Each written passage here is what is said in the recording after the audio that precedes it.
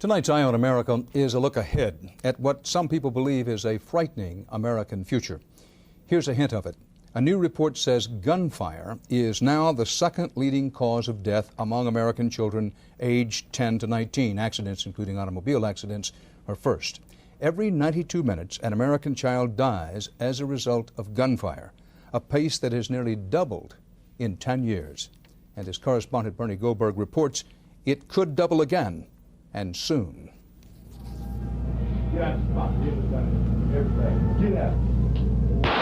As you watch these pictures, consider this.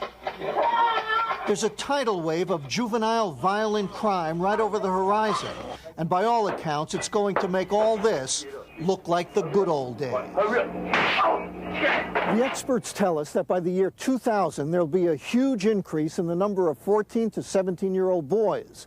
And barring some miracle, that will translate into what's being called the mother of all crime waves. The next generation of young criminals, we're told, will be more dangerous and more violent than anything we've ever seen in this country.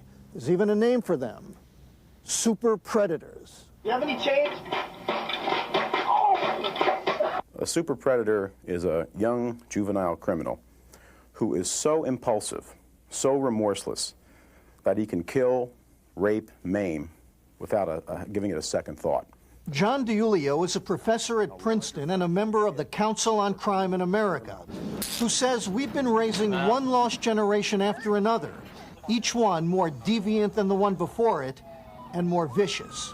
We're talking about a group of kids who are growing up essentially fatherless, godless, and jobless, surrounded by deviant, delinquent, and criminal adults who basically encourage them through abuse, through neglect, to become criminal. There is no avoiding driving through, quote, bad neighborhoods, unquote, because the bad neighborhoods are coming to a place near you. His name is Little Manny, and he's got gold in his mouth and on his wrist and on his fingers and around his neck, all the status symbols for the leader of these guys, a gang outside Miami called the Young Latin Organization. How old are you, Manny? 16. What kind of stuff have you been involved in? Shooting, stabbings, fights, anything. When did you first start using a gun? Ooh, when I was like 13. To rob a store, to shoot an enemy, or what? To rob people, rob stores, rob tourists, rob anything that could get me money.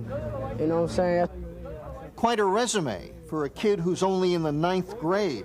The cops say they've picked Little Manny up about 40 times, and still he has no remorse. If you rob a store, no remorse. I got paid. You got paid.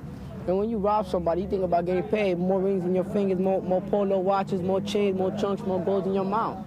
And even if he's not the toughest kid on the street, he still carries a souvenir of the kind of company he keeps, a knife wound in his back. How'd that happen? In a gang fight, I got stabbed. Do you worry that maybe one day somebody's going to shoot you? Oh, damn, somebody got to go someday. As for tomorrow, Little Manny has seen it, and it doesn't look good. I started robbing and shooting and doing all that good stuff when I was 13. They're doing it now when they're 11. Sooner than that, they're going to be doing when they're 9. The first thing they're going to learn is about how to shoot a gun, not how to write their first name. You've heard the argument, poverty leads to crime. To some extent, economic poverty, of course, is a factor. But it comes in second to moral poverty, according to John DiIulio. A bottom line with respect to the juvenile super predators is that we need to build churches, not jails. The problem here is not merely a problem of socioeconomic factors. This is a spiritual problem. Let's pray. This man agrees. Once he was Richard Nixon's hatchet man. Now he's saying, better a sermon today than a eulogy tomorrow. Give you a hug, man. Chuck Colson's story tomorrow. I'm Bernard Goldberg in Miami for Eye on America.